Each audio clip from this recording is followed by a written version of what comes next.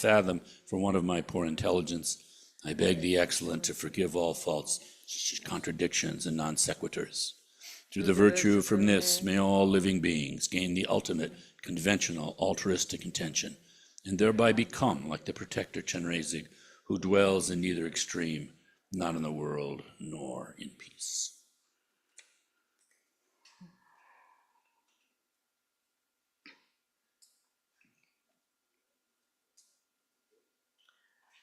Good morning, friends. I'm extremely honored to be here again, to see you all again. It's a really big honor for me to be here, to have connection with your beautiful family, with our beautiful family. And I want again and again express gratitude from our Ukrainian Sangha for all your support and all your help. And every time we gather to practice, we speak about generosity of Western Sangha, about our family that supports us in these difficult times.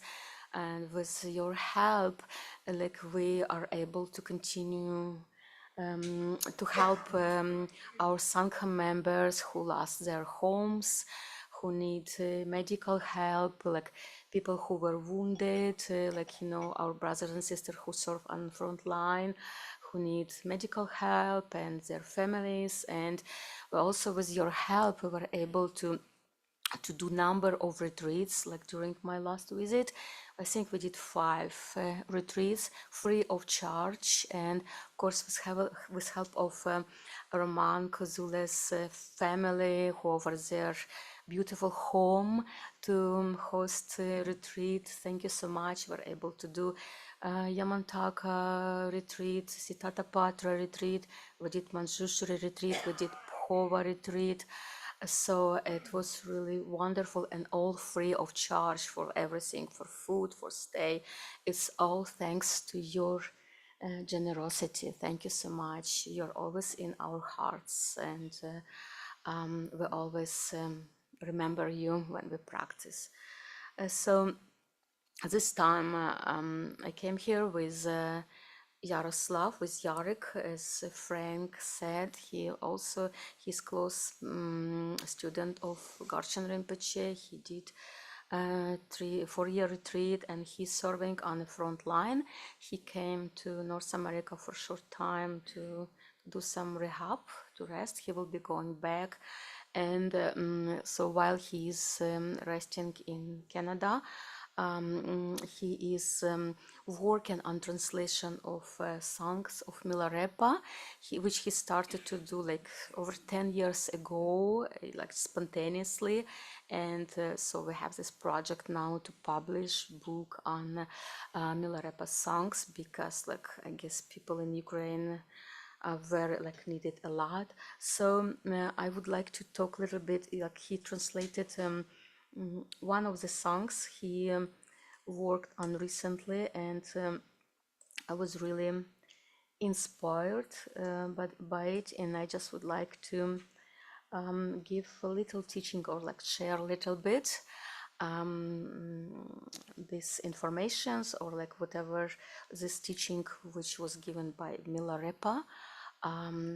Last time when I visited Rochester, I gave teachings on structuring the practice, how to pay attention what is most important, and how to structure practice in such a way that it flourishes, that is constant, how to work on your discipline.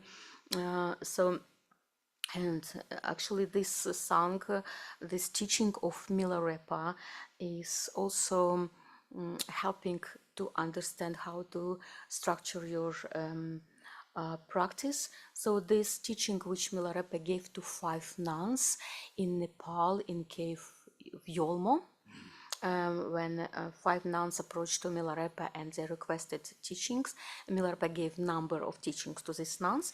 This is one of the teaching how to build self-sufficiency, or independence in practice. Usually we rely on outer conditions in our practice. We rely on Lama, we rely on Sangha, which is wonderful. It's very important to rely on teacher and to rely on Sangha members. But we do it in order to build this self-sufficiency in our practice, to open inner Lama. Yeah, we rely on outer teacher until we get this stability in practice, until we wake up this inner wisdom or inner Lama, then we can rely on our inner wisdom in practice. We don't have to ask so many questions. We actually know how to build our path, how to apply everything that is arising in our life. So we transform everything, all manifestation of our karmic tendencies, we transform it into the path. So basically all the teachings, all the practices are about switching our mind. It's Garchen Rinpoche, my Lama Garchen Rinpoche says, it's like you're using, when you come into dark room, you're using this switch to turn light on. And that's all practice is about. Just switching this light. So switching perception from dualistic, like switching your perception from dualism into recognition that everything is one. Everything is manifestation of the nature of Buddha mind. So this is all about, this all practice is about, and all teachings is explanation how to switch to this non-dualistic view. So depending on our karmic propensities, we have different perception of teachings. We have different understanding of teachings. It's not that somebody is like better practitioner or somebody's other person is worse practitioner.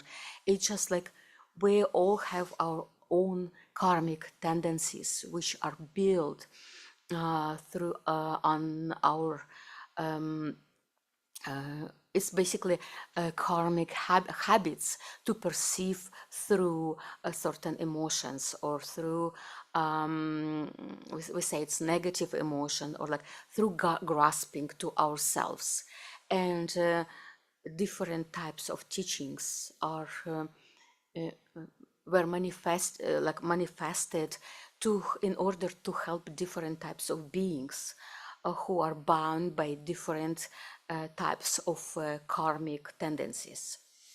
So just help different types of perception to transform it into non-duality. So as Milarepa teaching to these 5 nuns about self-sufficiency, he says, you are a beginner in Buddhism, so take Dharma to heart. In the deceptive city of evil and good, do not neglect your good karma. You are inspired by the teachings. You came to me, regularly acquiring good. You are meditating, and that's wonderful. So blessings will flow and will bring you experience and insight, but this is not enough on the way to liberation. So basically, Milarepa says that, like, even though you're interested in meditation, you come in, you receive instructions, you sit to meditate, you get some experience, but this is not enough. To practice Dharma correctly, you have to be independent or self-sufficient. I give you with love teachings on sufficiency. Listen carefully. So basically, this teaching about how to get independence from grasping on ego. What does it mean to be self-sufficient or to be independent? We speak about independence from samsaric view, from samsara. So when we speak about teachings of Dharma, we speak about path to freedom. So path to freedom is independence from grasping to samsaric view. Usually, if you're familiar with the prayer of Kuntuzampo, which is like really excellent prayer, which consists entire Buddha teachings. Basically, prayer of Sambandhabhadra explains how samsara is arising in one's mind, and at the beginning it says there are two paths into fruition, and that's it. So, and it's all about perception, whichever perception you choose. So then it depends, like whether you use like samsaric perception, grasping, not recognition. That's a path to samsara. If at the beginning it might be difficult to understand, especially if you're new in Buddhism, but basically we have this human body and we have these six senses. Yeah, we have eyes, we have nose, we have ears, we have mouth, we have a body which which we can use to use like to touch objects. And what's happening, we through these six senses we perceive so-called outer world. Yeah, and whenever we perceive something, we momentarily build reaction to it. So even if we might not, we don't recognize at the beginning. So basically, first we build this attitude, pleasant or unpleasant. Like if you look in your mind, whatever you perceive, you immediately have reaction, like I like it or I don't like it. I accept it or I don't accept it for anything. Whatever you perceive, certain colors, certain smell, like if you smell, if it's pleasant smell, this is pleasant feeling. So there is like, I like it. You don't think it, but I like it. But it's like it's pleasant, so you drawn to it. You like it. So then its attachment is built. We say like, I like this flower. I have attachment to this flower. But in reality, you have attachment not to this flower, but you have attachment to pleasure, and you have aversion to suffering or like displeasure. So, and like whenever we think that we have attachment to something or to someone, it's not really we have attachment to this object, we have attachment to pleasure. And so it's all about pleasure or like suffering. It's all comes to these two things, attachment and aversion. So but that's why we speak about attachment, aversion, and ignorance. So it's not objects that you're attached, it's states of mind that you're attached. And then you perceive this pleasure, like, or the states attached, states of mind through the outer object, which correspond to your six senses. So, and we speak about ignorance, not recognition of this, not recognizing that it's all about attachment or aversion, and where does it come from. So, and that's why on path, we speak about awareness, or first we recognize it. We recognize whether we have negative emotion or positive emotion, and then we work with it. So basically, this is one way. When we don't recognize it and we form attachment or aversion, then negative emotion arise. So in Buddhism, we speak about negative emotions. It's not necessarily like negative, very, very negative emotions, but whatever feeds your attachment or aversion, which is not recognized, which you don't recognize where it comes from. So this considered negative emotion. Why? Because any emotion, even if it's good at the beginning, if there is no awareness, if there is no recognition, there is degradation. It's sooner or later results into negative emotions. So if you look at your life, like your life experience, you can notice sometimes you have good intention at the beginning, but with time, or like you have good feelings, but with time it's kind of changes in negative feelings, and like so you can contemplate it, like using your life experience. So but and other way of perception is when you recognize that this, when you're recognizing that actually we're looking for pleasure which is in our mind. you understand that you don't need to that outer objects cannot be they are not a root for happiness. So, and you start look inside of your mind, you're working with your mind, and you find this inner peace and happiness. So this balanced state of mind, which you may experience in meditation or like when you are very happy. And then you understand, when you realize that your happiness is rooted in your mind, then you act out of this feeling. That's what Garchen Rinpoche is doing. His happiness does not depend on outer conditions. So he realized that happiness is rooted in mind.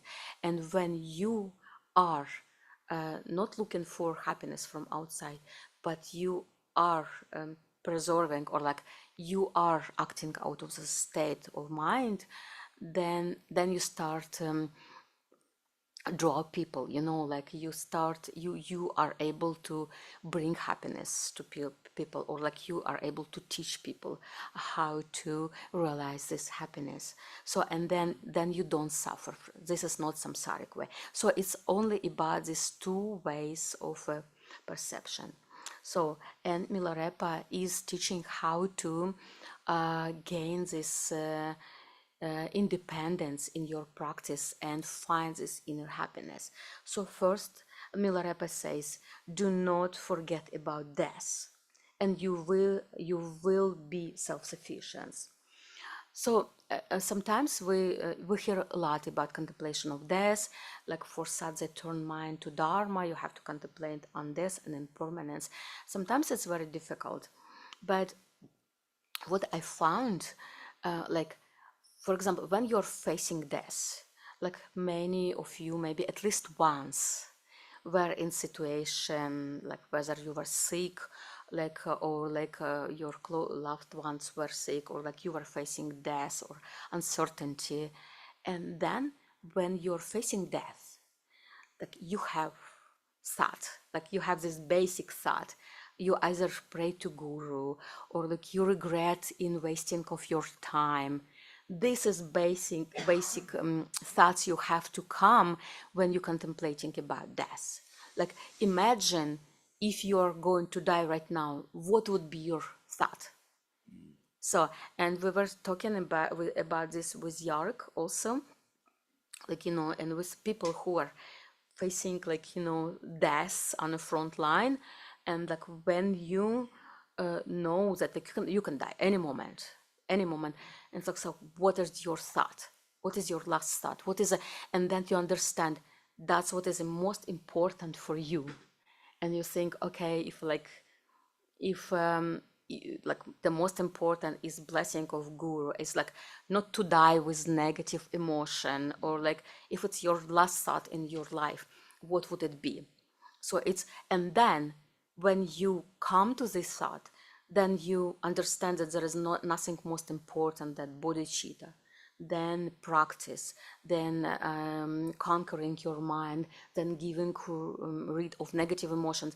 There is nothing most important than creating like positive karma, purifying negative karma. So that's why Milarepa says like, do not forget about death. So sometimes, like even in Milarepa says, sometimes even if you are in solitary retreat and you are practicing, it might not be enough to gain realization, because if you are not practicing out of this thought of death, or like if you don't have this inspiration to practice, you may spend many years in retreat, dwelling in this pleasant state of mind, but not really realize the essence of your mind. So in order to realize purpose of practice, whether you are in retreat or you're practicing for 15 minutes, you have this feeling of urgency, or you have to understand why you actually want to practice. So then Milarepa says also it's important to have patience in practice.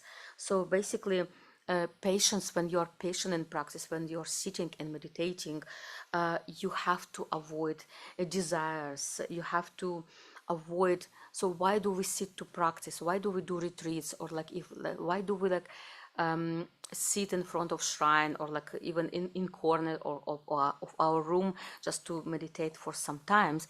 These methods to kind of shield ourselves from samsara, but not from outer samsara, but shield ourselves whatever thoughts or emotions arise on the base of six senses. So that's the reason of retreat. That's why we do solitary practice. So we try to avoid for some time distraction, which are brought by grasping to whatever we perceive through six senses. And then Milarepa says, do not elevate yourself in front of your brother and sister. So don't think that you are better. Don't think that your practice is or your achievements are better than achievements or your brothers and sisters. So because that will shatter your vows, your samayas, and you will not be in harmony with your own practice. So basically, they're like practitioners. We say there are practitioners of different levels. Some might understand practice better or worse, but it's only temporarily. You know, there is such practitioner as Garchen Rinpoche, and it is wrong to perceive that you cannot achieve this level of realization in this lifetime. And Rinpoche, Garchen Rinpoche, if you know him close enough, you know that he's very humble. When you are with him, like you can see that he is not perceiving himself higher than yourself. You know, and that's a true, like that's true example. Like no matter how high your realization is, never perceive yourself as higher than other practitioner. Never think that you are better than other practitioner. Everybody has their own karma. Everybody is striving, you know, on their path. It's just matter of time. Somebody will reach enlightenment today. Somebody will reach enlightenment in 20 years, but it doesn't really matter. You know, sooner or later, you all realize your natural mind, if you practice, of course. So, and like this time becomes irrelevant. Who reaching is first, then that person can share their experience. And that's the purpose of Sangha. But nobody is higher or lower. Chetsang Rinpoche does not perceive himself as higher as you. Dalai Lama does not perceive himself higher than you. So, because he sees the essence of mind, is this Buddha mind is equal. Like your essence of mind is similar as the same as Garchen Rinpoche essence of mind, and a realized person perceives you from the point of view of deity, of the point of Buddha mind. A realized person will see your mind same as his or her own mind, and that's how you can recognize that a person is really high in practice. Because if if there is pride, if somebody perceives themselves as being in a higher level, it means this person did not realize oneness of mind. So that really doesn't mean that person has high level of practice. So pride actually does not mean that person reached like really essence of practice. But when person is humble, that mind means that person has some experience and wisdom, like Garchen Rinpoche. So then Milarepa says that do not fixate on faults of teacher. Like if you are fixating yourself on faults of teachers, you are creating obstacles. So basically, what is your guru? Your guru is reflection of your enlightened mind.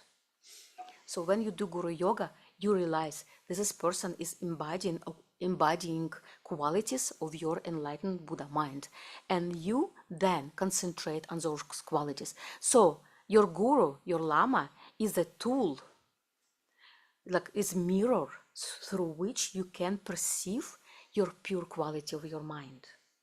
This is a tool. This is a guide. So if we allow ourselves to see yourself in mirror of our guru, to see our Guru as a mirror of our pure qualities, then those qualities realized very quickly. That's why they say in Vajrayana, Guru Yoga is a practice number one, because it's the quickest way to realize the nature of your mind. And these students of Garchen Rinpoche who know him, I'm sure that all of you, at least once, experience this state of mind through your Guru Yoga. When you have this devotion to your Guru, when you have this love and open heart, this state of mind experienced spontaneously, because you allow yourself to see that those qualities that manifested through your Lama, they're actually qualities of your pure mind. And what is perception anyway? Who is perceiving? That's your mind perceiving. If you wouldn't have these qualities, you would not be able to perceive them. It's the same when we do Yidam yoga and we do this visualization. Who is doing this visualization? It's your mind. It means that Deity yoga is present in your mind. The same, if you perceive pure quality of your Guru, this is your mind. It means these qualities are rooted in your mind. So Guru is a tool to realize these qualities, that they're rooted in your mind. But if you start to look for faults, of course, Lama has human body.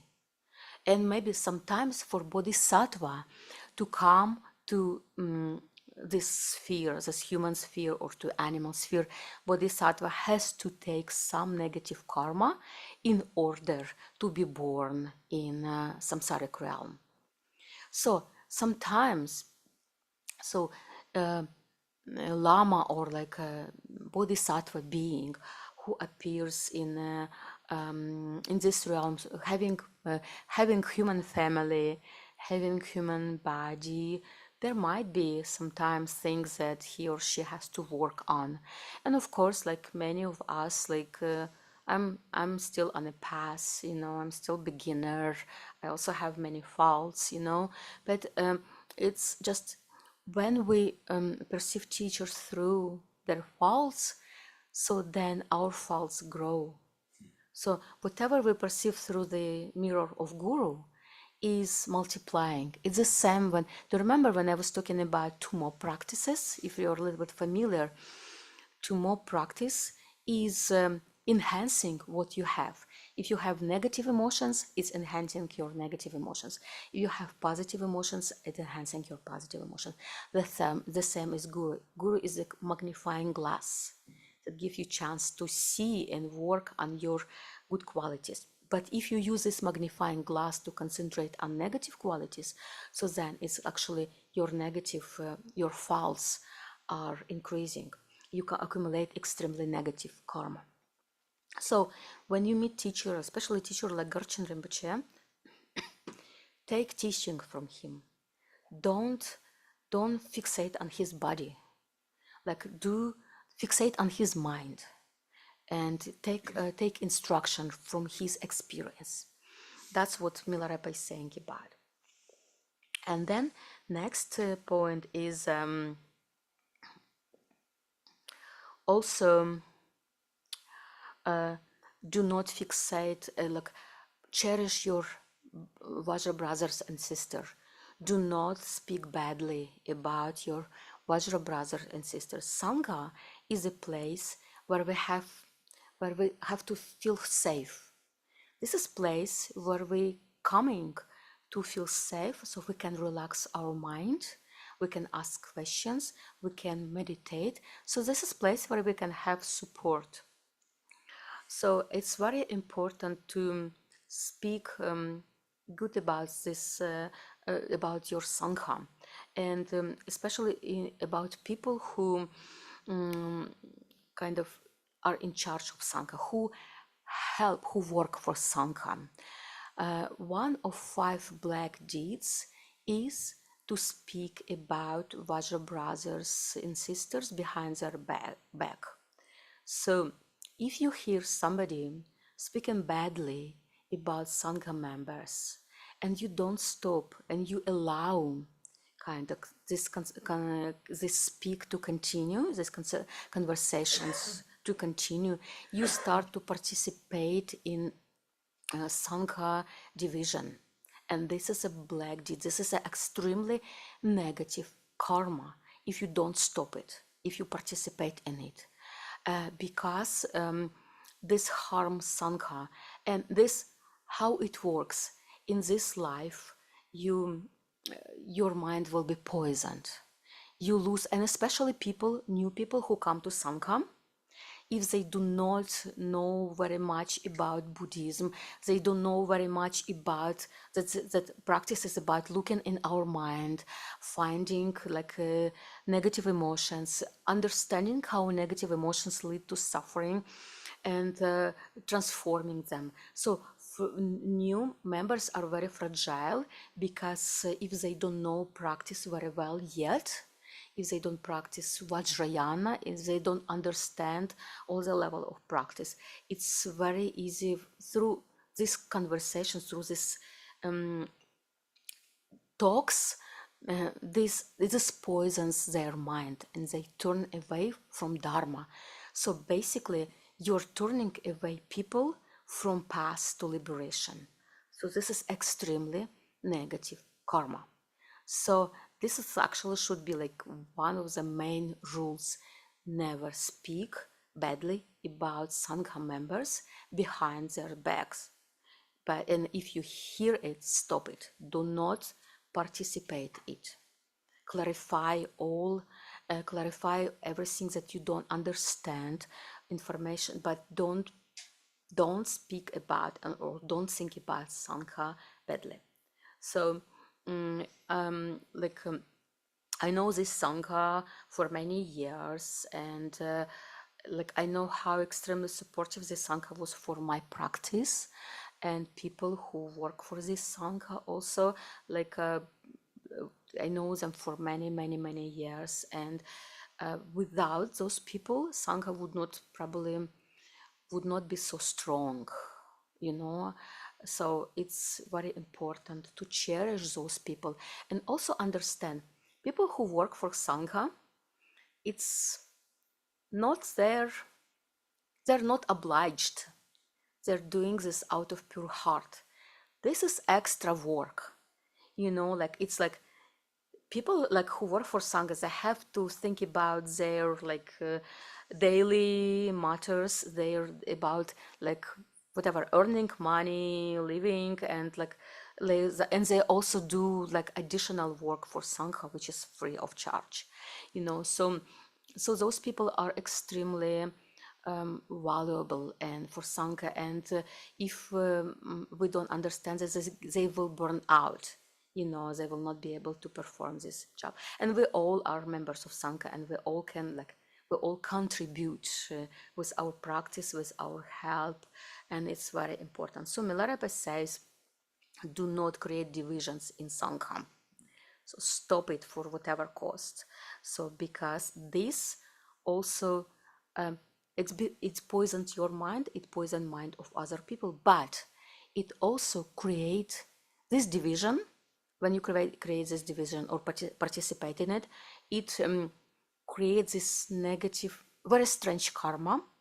So in next lifetime or even in this lifetime, you might pass by enlightened being and not recognize this enlightened being. You might pass by teachings and not recognize how valuable are teachings. You might be looking for happiness, for freedom, and you might have it here in front of you, but you might not recognize it. Or in Bordeaux, you might have deity in front of you, but not recognize it.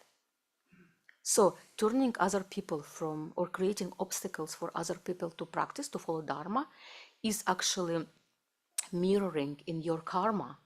It's actually turns you away from Dharma. And it is really scary. Another thing is what Milarepa says, leave falsehood and pretense, otherwise you will be fooled in Dharma and samsara. So be honest with yourself.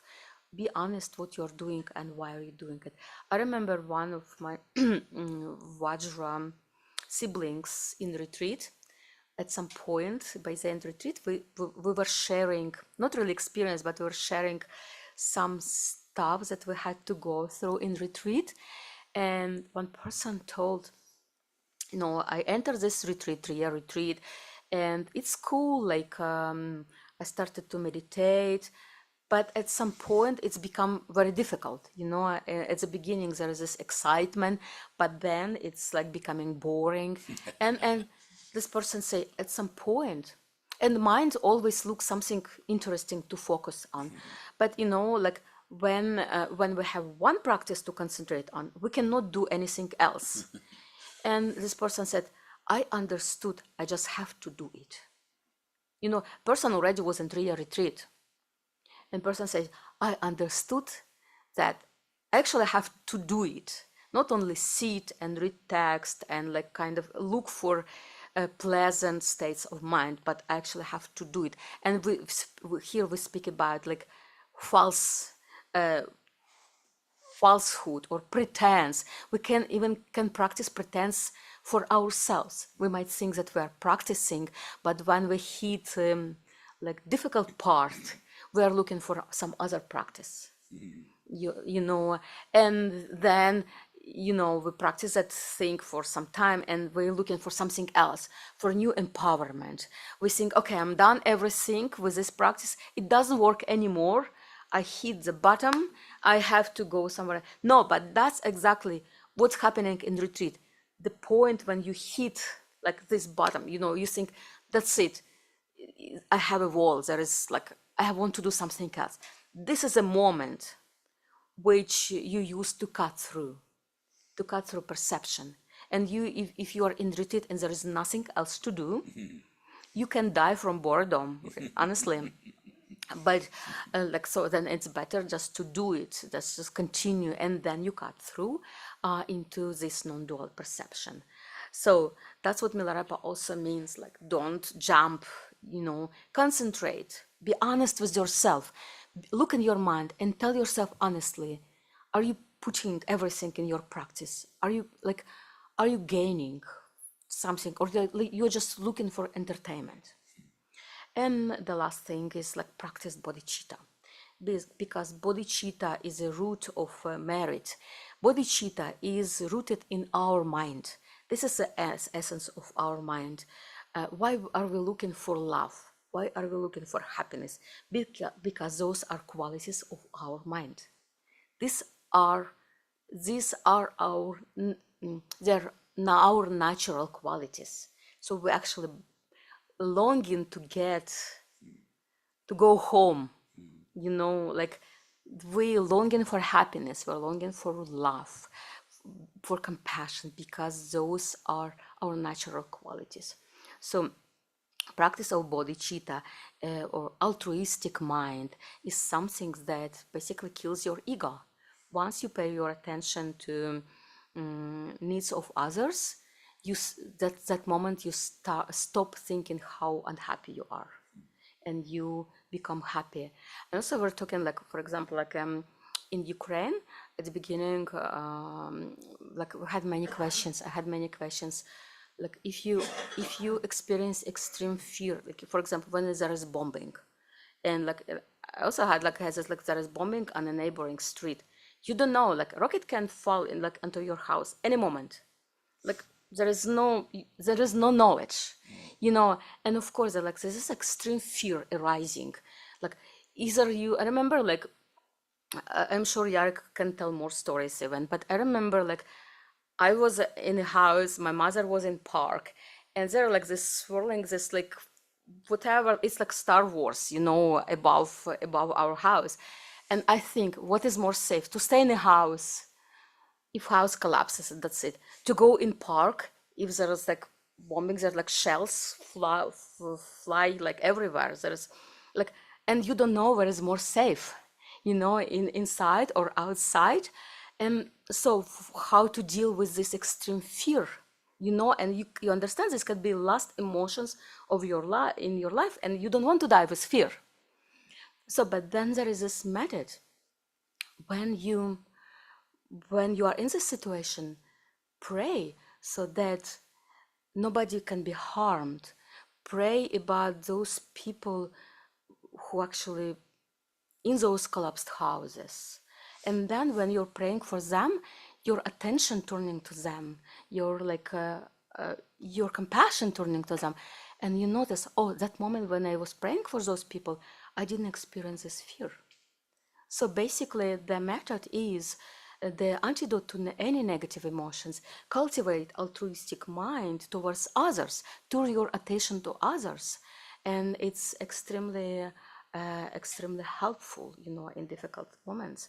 And so yeah, and I have like many stories from our friends from frontline, how they were dealing and how practice actually helps them to transform their mind in this very dangerous situations. So basically, that's very short about this song of Milarepa, how to become self-sufficient in your practice, independent in your practice. So basically, it's about your attitude, about your inner work, and as a result, your ego grasping dissolves, and this wisdom, this inner Lama that is always present in your mind, the wisdom is always present. It is always with you. It's just clouded by your not recognition, that whatever is arising in your mind or whatever your ego grasping, this you don't recognize that it comes actually from your mind. You don't recognize the path of samsara. But once you start gaining this independence from negative emotions, you become self-sufficient in your practice. You don't need to rely so much on external conditions. So with this, we'll take a short break. Yes, sounds good.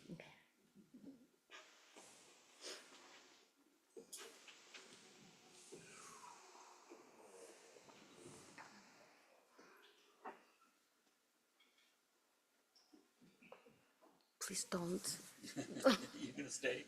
Yeah, please don't stay. Don't. You don't have to. You don't have to bow, please. Yeah.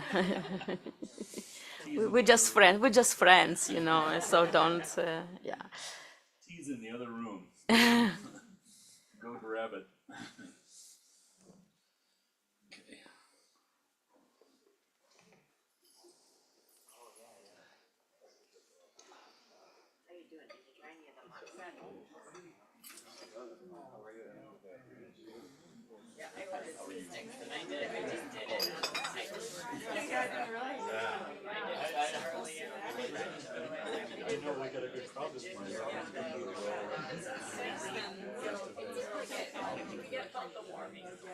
Next time, if you buy the sticks, you can just do the sticks, like fold it over versus, I tried to break some off the stick and then do all that, and it's kind of like, it's hard to get it to work exactly right.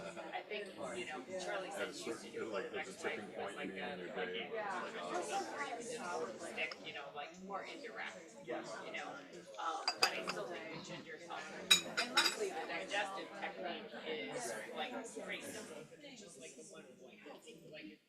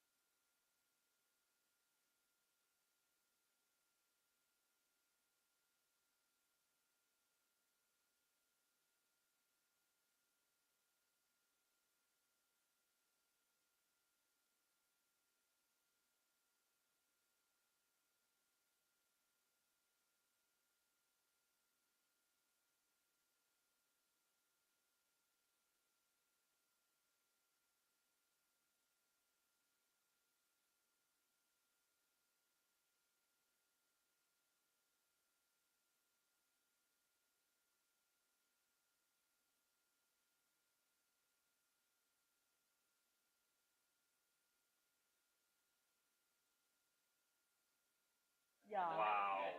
So they like really have like a dream house for Yeah. practice. Yeah. It's like 4 hours drive from capital. Oh wow. It's in a village. Yeah. Oh my So gosh. it's excellent I hope I location. get to visit someday. Yeah, maybe.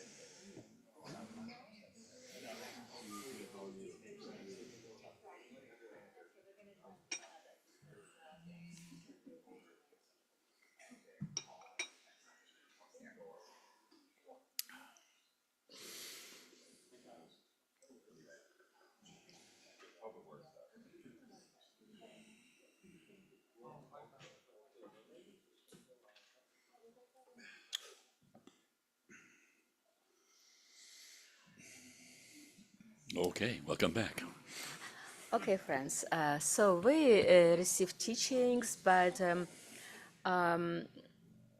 and pass what we're doing, we're actually practicing. Yeah, our school, Drikunkagyu, is a school of practitioners. Also, like they connected to other schools and Nimapa and Karmakagyu, and those are all schools of practitioners. So we reach enlightenment through practice.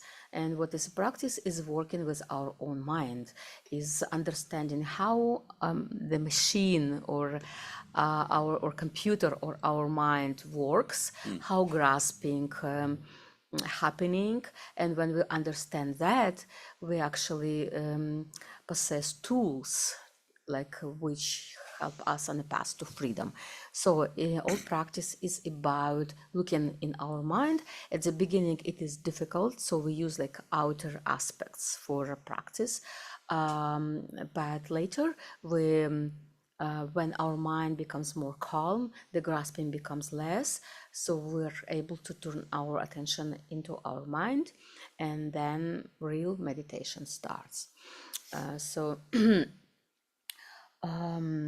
also when when we understand how our mind is working, how negative emotions appearing, then we start to understand how to conquer them, how to transform them, and any obstacle actually becomes the tool which enhance our practice, like which becomes a fuel on our path to liberation. So in samsaric mind, negative emotions or conditions may be perceived as the obstacle, and which brings dissatisfaction and suffering, and like a feeling that we are trapped. So that's what we call obstacles. Yeah, not we cannot get what we want to get. We cannot we receive unhappiness. We don't have happiness.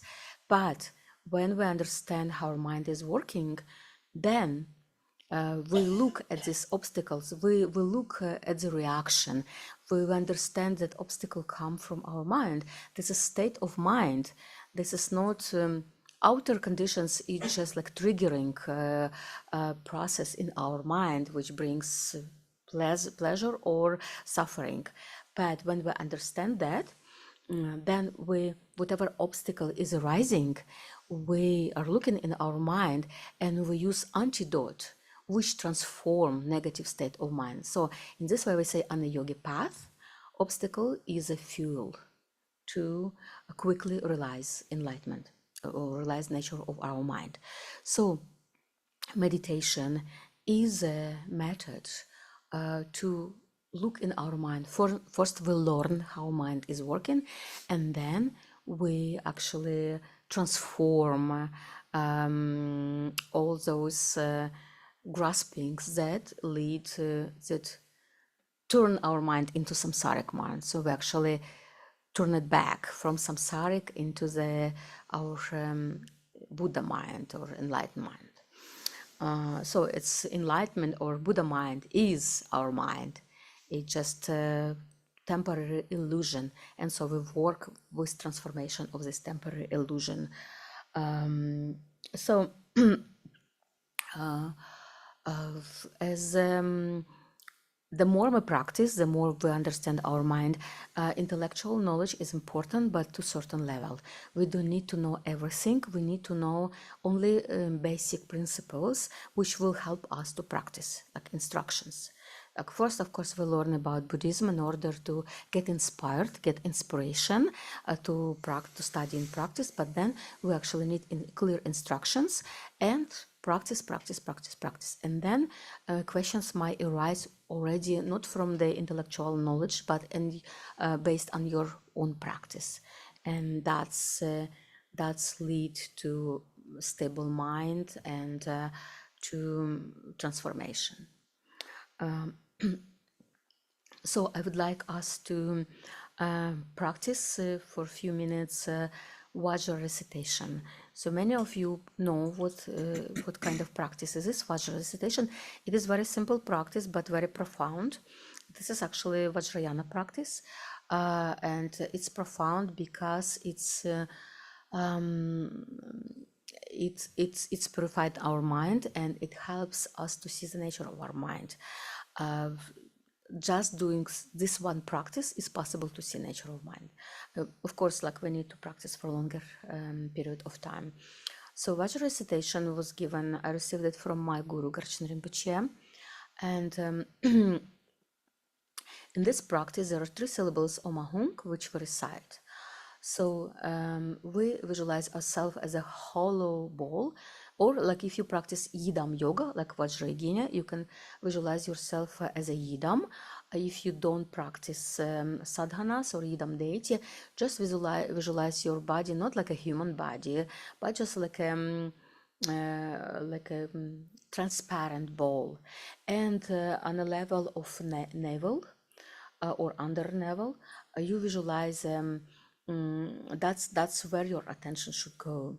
When you breathing in, you recite Om, not aloud, in your mind. You recite Om, and you visualize that this air or prana goes down in your navel, into your navel area, where is a small little ball. It's size of lentil. It's very bright. So basically, when you breathe in, this air or prana is this little ball is just like it's say it just like takes breathing this prana inside.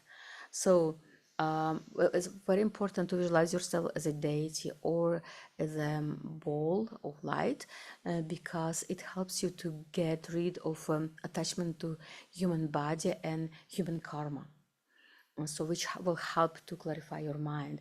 So you recite Om and you visualize the air enters this small ball, red ball of light in your navel area, and then you hold your breath for like a couple seconds and you recite Ah. So basically what has happened, like air is like, or prana is trapped in your bowl, and it's kind of cooking just by being trapped there, the transformation happening. This is relating to chakra, to the navel chakra, and that's where fire of Tumo is igniting. So basically, just holding breath there in this red ball of light, and the transformation of your karmic propensities, or like energy which is spent for manifestation of negative emotions, is transformed into its basic quality. So in this moment, you just don't think about anything. Just you breathe Om, you hold breath Ah, and you hold your air there. And then when you breathe out, when you exhale, you say like Om. So all this like you always you do it all in your mind, okay? Om, ah, and when you exhale, your visualization, don't hold on visualization. It can just dissolve. Just this moment you just say hung, and everything is dissolving. And then you again inhale, om ahung. So you should do it very soft. And even at some point, especially when you exhale and you say hung, if you experience this state of presence, clarity, just try to be there, to meditate on this state of mind. So you might experience it for a few seconds or like few minutes. Just if you experience it, just stay there, meditate there. Then if thoughts appear again, so start Om Ahum recitation again. So this is very simple but very powerful exercise. Is this clear, the technique?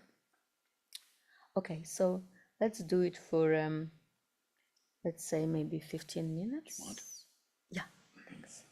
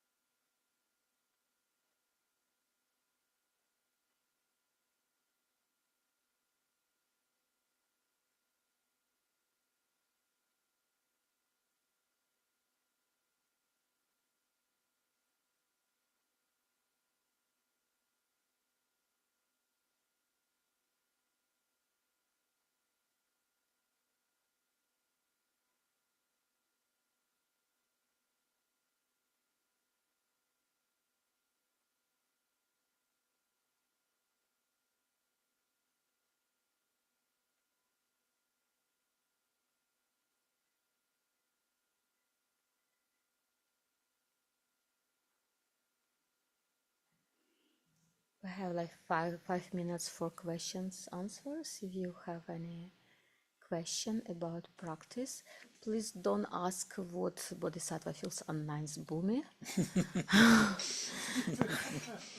Raise your But hand if you have a question, and the mic will come to you.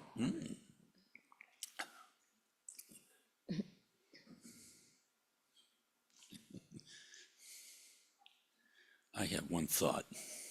I loved your explanation of, in a moment of great fear, seeing what your last thought would be. I had an experience that kind of pushed me towards the path when I was young. I was out in Wyoming doing a mountaineering kind of thing, and I was walking and I fell off a cliff, small cliff, but my last thought was shit.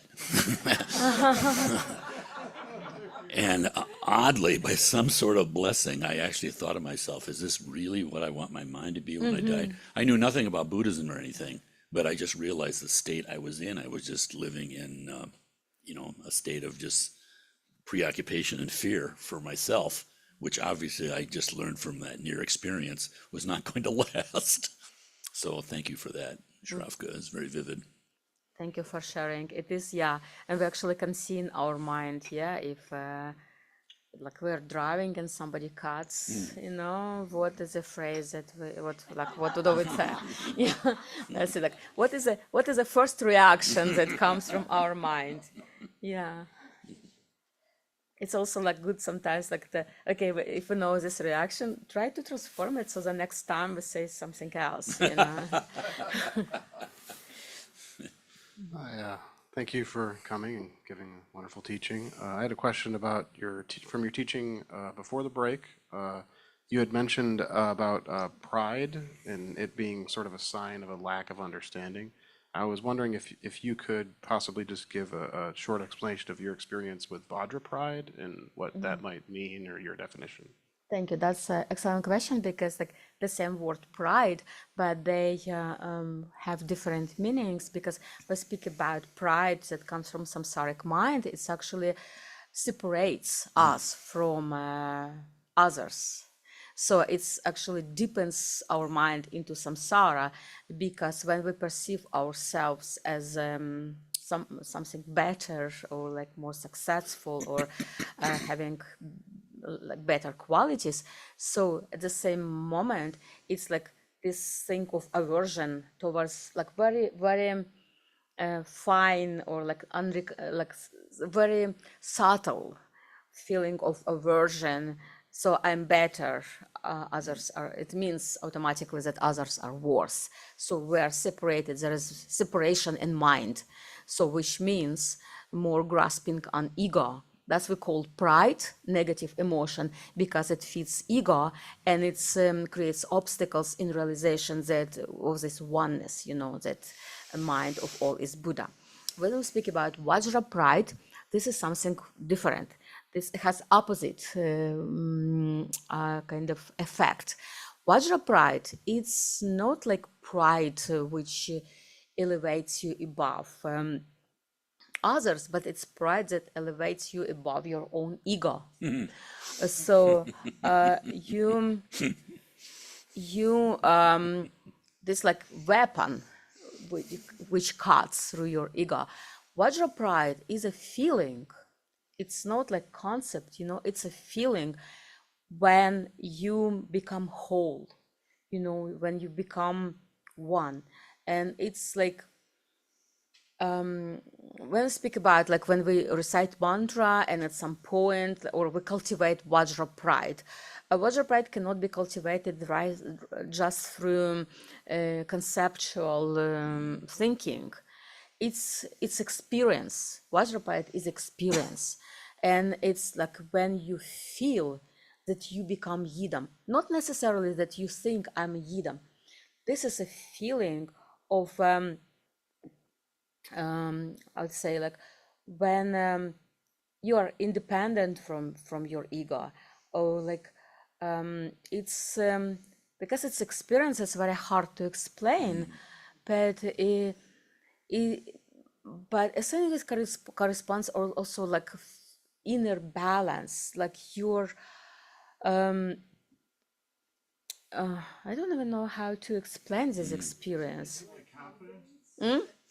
It has confidence too. Yeah, it's like knowing I am without thinking I am. You know, it's like when you're happy, for example, you don't necessarily think I'm happy, but you are happy. So when you're king on a throne, you don't, yeah, like you sit on a throne, for example, when king sits on a throne, and he or she doesn't think that I'm a king. This is like feeling of like this power. I would say it's like more like power of being here and now at this like at this point, power of being in the state of clarity, of this sharp presence.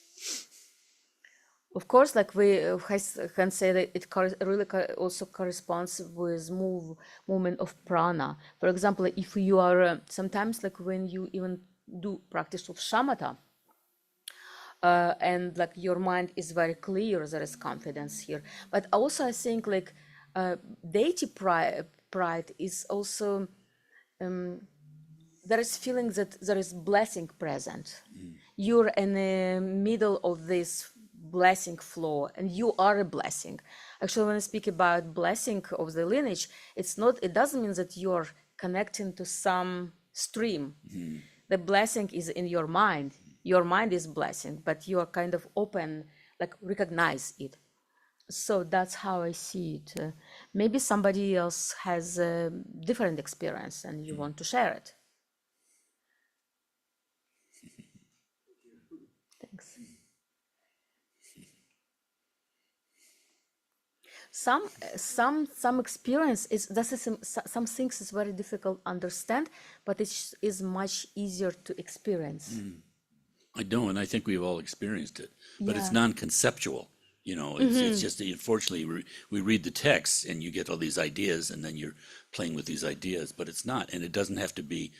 I mean, because our nature is sacred, it doesn't have to have a sacred kind of patina on it or anything. I can express one thing. I mean, it's really very minor, but I was after a period of meditation, a week-long meditation, I was driving a truck, and in front of me was a car, and a black cat ran across the street right in front of the car, and I had this fear that the cat was going to be hit, and the cat knew it was in danger, and it just dashed across the street safely.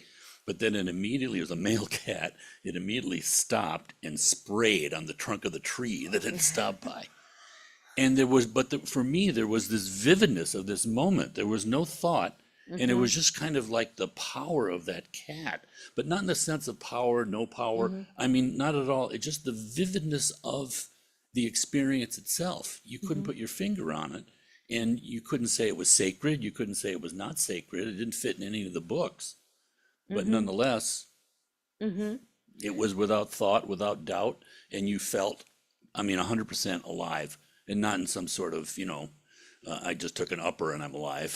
I mean, in Like your own nature. you're present in this moment, Totally and this present, place. yeah. It's not necessarily like this room or like, but you're present here and now. Yeah, that's and all experience in meditation, they have this feeling of presence. This grasping, which kind of lures us out of this state of being present.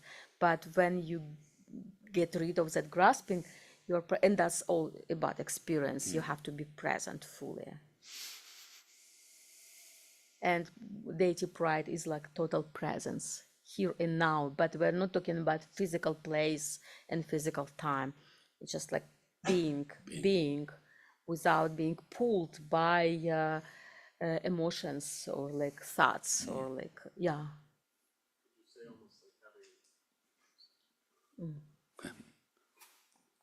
Could you almost say like it's almost the feeling of having like confidence in the existence in the Dharmakaya, or just your relationship, or just like some sort of, not in the here and now, but in It the, is too, but at this moment we don't think about Dharmakaya. This is Yeah. just like presence. Yeah, This is Yeah. confidence presence. When you like everybody, I think, has this situation when like you know something, but you don't think about Yeah, this. You yeah. know about this. Yeah. You know, like this is something like that. Yeah. You know that you Like are present, but you don't think about conceptless. this. Yeah. Yeah, like egoless somehow. Yeah. It's like Okay. awareness also. Awareness knows, but like awareness, like when you kind of reach like in shamatha or in other practices, a stage where awareness absorbing what is going on in your mind, awareness absorbing, it knows what thoughts you're thinking, but it does not think that you're thinking these thoughts.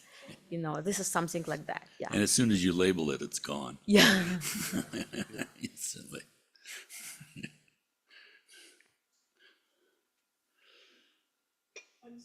Yeah.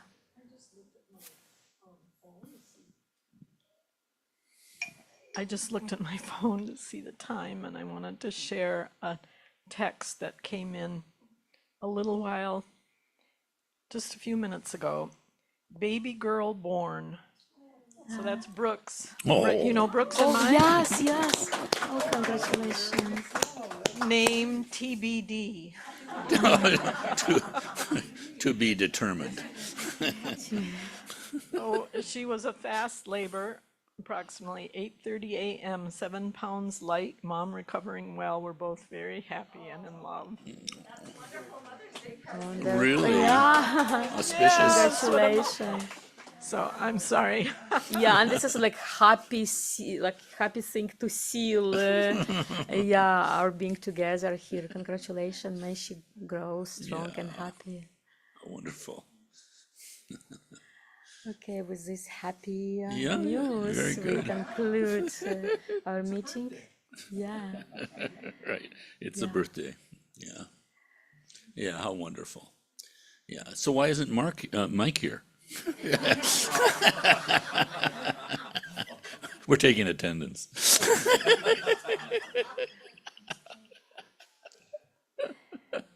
Yeah, and today is Mother's Day. Yeah. Yeah. Happy Mother's Day to Wow, all how perfect. mothers and non-mothers. Yeah, I will have mothers, so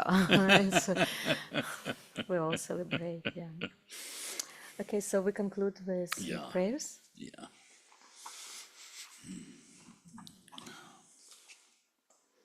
So it's on page 32 of the prayer book if people want. People know. Om Mani Me Hum Ri. Om Mani Me Hum Ri. Om Mani Me Hum Ri. Om Mani Me Hum Ri. Om Mani Me Hum Ri. Om Mani Me Hum Ri.